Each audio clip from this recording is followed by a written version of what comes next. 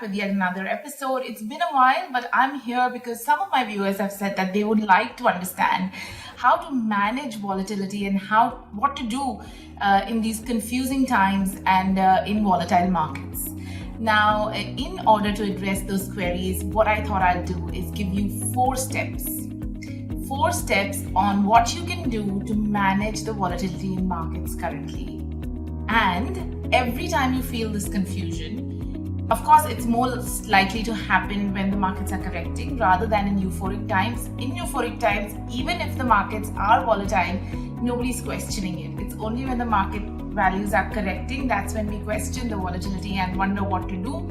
And these 4 steps will help you each time you face such a situation. If you follow these 4 steps, I can guarantee that at the end of the process, you will come out with greater clarity and what you can do about your portfolio and your investments. Now, let's begin. So I did say markets, and I don't mean commodity markets, I don't mean the currency markets, I don't even mean debt markets, because when we say markets, we all know and we take it for granted that we're talking about equity markets. That's where the noise is, that's what's being reported, and that's what everybody wants to know what to do about. So that is the market we are addressing, the equity market, and in this case, more specifically, the domestic Indian equity markets and the volatility in that. However, you should know from the very beginning that this is not the volatility that you're seeing now, the chaos that you're seeing for the last 3-4 months is not unique to us. It is global in nature, and it has happened because of changes that are happening in the liquidity, in the money supply, in valuations, in interest rates all over the world. So the triggers for what is happening in the domestic equity market, the triggers for the correction are not unique to us. It is being driven by what is happening globally as well. And I'm going to take you through this, also talking to you about some of the data which can help you process the situation better when you're going through these 4 steps. Before we get into the 4 steps, let's just quickly take stock of where we are today.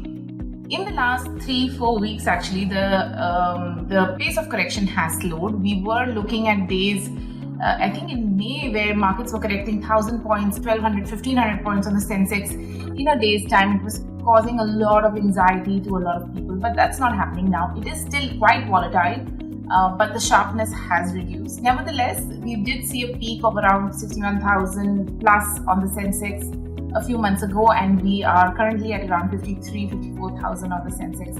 I'm not giving you the exact Sensex values, exact market values, because there's no purpose to it. There is no point in knowing the exact values. You need to know levels, but I don't know what one achieves by knowing the last digit on the value of the Sensex. So I don't track it, and hence I'm not doing it. We need to know the approximate levels anyway. So yeah, we are off the highs, but we are not off by 20% or more, which is what the technical correction zone is. And for the last 3-4 weeks, things have been looking quite stable, moving up 100 to 100 points, not much. It's remained in this 52 to 54,000 zone for the Sensex. So one might be thinking, is this the bottom? Are we making that bottom in this narrow range? Truth is, we don't know. And that really is the truth. We don't know if the correction is over or not. There are a lot of talks of global recession. And if that happens, you don't know. You can see market values fall even lower. Because like I said, the triggers are all global.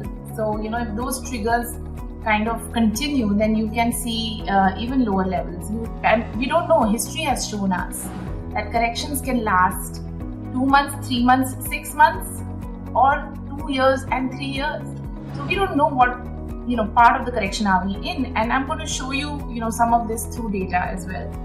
So what had happened is that the S&P 500, which is the broadest kind of benchmark globally, everybody looks at it.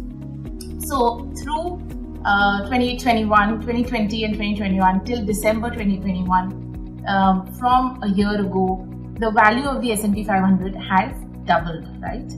And it gained 100%. In the same period, the Sensex gained slightly more, around 120%. And then from the start of 2022, we have started seeing this kind of decline happening. In 2020, March 2020, both the S&P 500 and the Sensex had crashed, but the recovery happened really soon. So if you're new to the markets, if you've only been investing in the last 2 years, there may be a sense that, look, enough of time has gone past in this correction and the recovery can happen anytime. Or you might be thinking that, look, the recovery hasn't happened yet. I'm thinking the values are going to go to zero. Neither of these views can be corroborated, and we can't kind of hold on to either of them. Truth is that markets do correct, and they do correct for a little bit. To top this, what's happening is that other asset classes are also correcting. So you have a correction in cryptocurrencies, which have kind of left with only 1/3 of their value that we saw from peak. Also, commodities are correcting. The currency market is not doing too well. There is inflation, and even your fixed income options are not doing well. Your bonds are also not doing very well in India. Despite the repo rate hikes, we are not seeing fixed deposits hike their sort of interest rate by as much. So you're not really earning from any other asset class. Real estate also in India was sort of showing signs of a revival, but none of that has really taken off. In micro markets maybe, but there is enough supply, so real estate prices are also not shooting up at all. So that means that other assets are not doing well, and it adds to the confusion of what should we do with our equities. Is the correction over? Should I jump in and buy more? Is the market going to go to zero? Should I do nothing? Should I sell the stuff I have, because if the correction continues for a year or two, then I'm going to lose out more. Well, all those things I'm going to answer, and we will take it one step at a time. So I said 4 steps. Step number 1 is identifying the why of your investment. Why are you investing?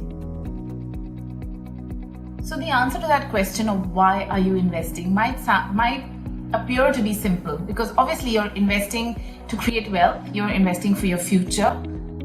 What else does one invest for? Yes, it is clear, but exactly what is this future? Exactly why are you creating wealth? Is it for specific purposes? Is it for your retirement kitty? Is it for your children's higher education? Is it for a down payment for your house which you want to buy in 2 years? Is it for a vacation that you want to take in 6 months? What is this future that you're catering to through your investing? And what is the wealth creation going to cater to? That specific answer is important, because if you have invested in the equity market to fund a luxury vacation which is 6 months away, you better pull out, because like I said, we don't know where it's headed in 6 months. So it's best to get your money out. If it's for your retirement kitty, then your course of action is completely different. So identifying the why of your investment is very, very important. There is risk in equity. There is more risk in the short term than in the long term in terms of volatility in prices. Hence, it is very, very important to identify the why of your investing. The second step rather, is to identify the risk. What is the risk you are taking by investing in equities? Can the value go to zero?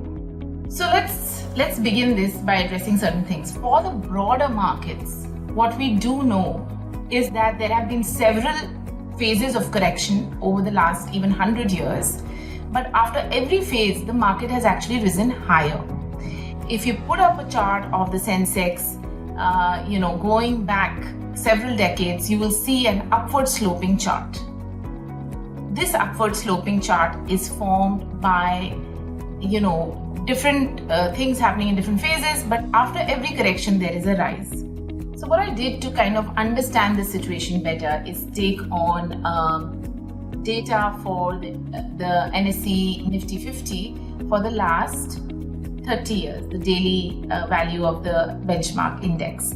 And what I found was, if we were to look at 20% correction in the Nifty 50 for a period of say 6 months, then only 6% of the time has this happened that the market has corrected 20% or more in a 6-month period.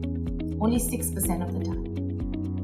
Now, if I increase that to a 1-year period, how many 1-year periods have there been where the market has corrected more than 20%? So what I got is that 10% of the times the market has corrected more than 20% in a 1-year time frame, going back 30 years data, right?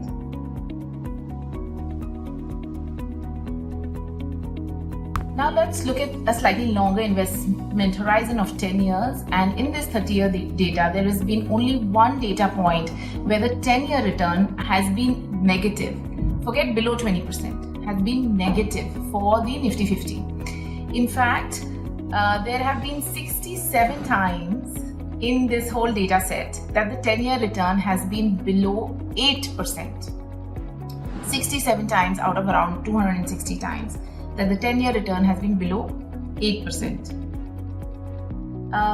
Out of this 67, 47 of the readings came in the period between 2001 and 2004. That was the big tech crash that had happened in the equity markets. In that period are the maximum data points for 10-year return to be below 8%. And if you were, somebody holding equities in that period for the last 10 years, then you could be feeling quite bad because, your return is probably not as good as your fixed income returns, because in those days, fixed income returns were quite high. Had you just remained invested for another year or so after 2004, you would have got 15, 16, even 20% depending on the portfolio you held. So that is the nature of equities. They are volatile, but the probability of earning more than 8% return is in a 10-year period is way higher than the probability of losing money in that period. So over time, what we know for sure is that equity markets correct, but they recover from each and every single correction that happens. The triggers for corrections are different, are spread across. You really don't know the trigger till the correction starts to happen. Nevertheless, markets always recover. Now, they may not recover, but that's never happened. And hence, it's difficult to assume that it will happen. Of course, now people will talk about the Japanese market and how it didn't recover and how it's low even now. But that is a different situation, simply because in Japan, the economy started degrowing. We had deflation. It's not the same situation here. We have positive economic growth. We have positive inflation, which will drive corporate earnings, which will drive stock prices, which will drive the stock market. And you have to keep things in context. Yes, a Japan-like situation can happen. In fact, it's not just Japan. There are, I forget which country in South America, and also I think Russian markets have proven to be quite bad over long periods as well. But the thing is that those are exceptions rather than the rule. And from all various other markets, what we have seen is that markets recover from the corrections, and it's, of course, economic growth plays a heavy role in that. But right now, we don't have to worry about that, at least for India. So coming back to identifying the risk, is there risk that the value of your equity investments will go to zero? No. Well, not for a broad index. If you have invested in individual stocks, which you have taken from your friends, which you've taken from YouTube influencers and people just giving you these tips, then yes, because individual stock quality can suffer and the value can actually fall to, close to zero. Not zero, but close to zero. So you can lose a lot of money in individual stocks and in portfolios which have just very few stocks. But if you are investing through managed portfolios, through professional managers, if you are investing in diversified portfolios, then the probability of your investment going to zero is very, very low. You have to ride the correction and you have to then move up. Your value and your returns will move up when the market moves up. The other thing so the risk is that your value is not going to go to zero. At the most, you are going to suffer low returns for any period between say 6 months to 3 years. So that's what we have seen happening historically as well. The other thing is, what you can do is, if you have a diversified portfolio, not in terms of the number of stocks or the number of equity mutual funds you have, but in different assets, some in equity, some in fixed income, some in gold, some in real estate, then actually when the equity markets fall, your portfolio value will be cushioned by what's happening in the other asset classes. So you will not lose as much. And that's an even better situation to be in, because you have now sort of de-risked your portfolio with adding other assets which can act as cushions in volatile times. So what is the risk here? Identify the risk. What is the real risk? Not much, because what we are saying is that the value will not go to zero. At some stage the markets recover and go up. We don't know. It could be 2 years away from this point that we are at in the domestic equity markets. It could be 6 months away, it could be 2 months away, or maybe we are at bottom. We don't know. But definitely the risk is not that the markets will go to zero. The risk of losing value really lies in concentrated portfolios and in low quality portfolios and in low quality stocks. So you have to identify that risk and where you're sitting, and then decide what you need to do next. Okay, so now that we've gone through the first 2 steps, which is identify why you're investing and identify the risk, step number 3 is really about identifying the emotion.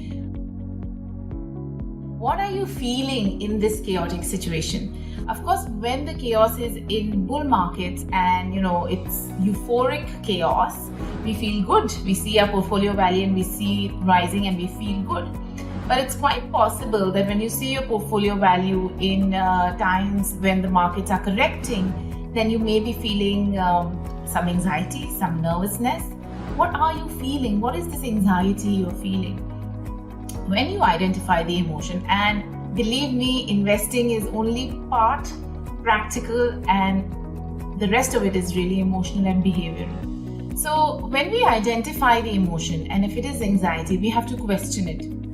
Why are you anxious? Are you anxious because the value of your investment is falling and you think it can keep on falling endlessly? Well, then revisit what we spoke about, identifying the risk. And you know that the risk in equities is short-term in nature in terms of volatility. Over time, it smoothens out. Is the anxiety because you need the money for something and you're seeing the value go down?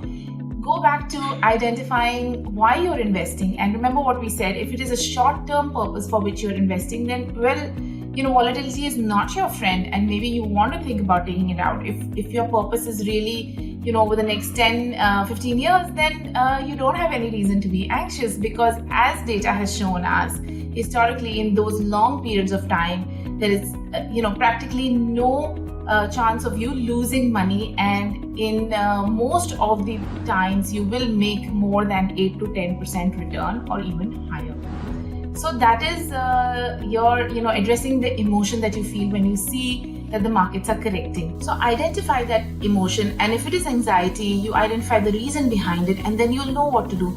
If the anxiety is stemming neither from this idea that your investments are going to zero, nor from this idea that, I need the money for something and I'm making losses, so you haven't been able to answer why you're anxious, then it may have something to do with your money beliefs, which you have picked up throughout your life, throughout your childhood, and that's stopping you, that's creating this fear in you, and telling you that, look, just put it in something safe like a fixed deposit. Risk is bad, volatility is bad. So that may have to do with some kind of money beliefs that you hold, and addressing those is a slightly longer process, but you must identify where is this anxiety coming from, what is the emotion you're facing when you're going through these chaotic times. Obviously, if you've put like money that's meant for a medical emergency in the equity markets, you will be anxious, and what you need to do is clear, you need to take it out. So identifying the source of your anxiety is very, very important, especially in chaotic times. That brings us to the last step, the 4th step. We have already gone through identifying the reason you're investing, identifying the risk in your investment, identifying the emotion, and now we come to identifying behavior. Emotion by itself does not make you act. Behavior is different from emotion. I actually check my portfolio value quite often, and obviously I, like the rest of you, feel this kind of anxiety and fear when I see the value of my portfolio falling, and I'm just thinking, how much more? But what I do manage to do is not act. So the behavior that I display is not really impacted by the emotion that I'm feeling. I force myself to do nothing when I feel this anxiety, because I know from whatever experience and from whatever data is telling me and from whatever history is telling me that sooner or later this correction will be over. I know that the money I have allocated in equity is for at least 8 to 10 years later, and I can breathe easy because in that period of time the markets are most likely going to recover. Now maybe you are in the same boat and you're thinking that I know this, I understand this, and I'm not going to let my anxiety affect my behavior. But at the same time you have some fresh surplus that's coming into your account, and you're thinking, well, if the markets are definitely going to recover, why don't I just put everything in the markets now? And maybe that's good behavior. Well, fact is, again, I go back to what we started with. We don't know where the markets are headed. We don't know whether the correction is going to last 6 months, 2 years, 3 years, 1 month. We simply don't know at this point in time, sitting here today. What we do know for a fact is that markets will recover. So since we cannot define the time frame of the market recovery right away, it's only prudent that you don't put all your surplus in the market right away. Just spread it out. The markets have already corrected a little bit. Why not just have the patience to spread out your investment over the next 6-8 months. If you are a regular systematic investment plan kind of person, SIP kind of person, then just continue your SIPs. Any incremental money you get, maybe deploy that through SIPs as well. There is, at any point in time in the markets, whether you think it's the bottom, whether you think you have enough surplus to invest, whether you think it's the peak of the market, whether you think it's just coming off the bottom and the best time to invest, don't let your emotion override the behavior. The behavior simply has to be disciplined, regular investing. Just keep putting money in the markets, make sure it's long-term money, and just stay put. Of course, you need to check in on the quality. That is also behavior. When you are investing, don't get carried away by what other people are talking about the most, what is most popular, what are the tips, what are the influencers telling you, but focus on identifying good quality. And this is behavior of regular disciplined investing, and this behavior of doing a little bit of that research to understand good quality, whether it's managed funds or individual stocks, is going to help you in creating that wealth. So that's it. I'm not going to take any more of your time. 4 steps. Identify why you're investing, identify the risk, identify the emotion, and then identify the behavior. Get this clarity and you will never have the issue of figuring out what to do when markets are chaotic. I hope this has been useful for you, and do write into me to tell me what more you'd like to see on Money Diaries, and I will try my best to get that out for you. Thank you for watching.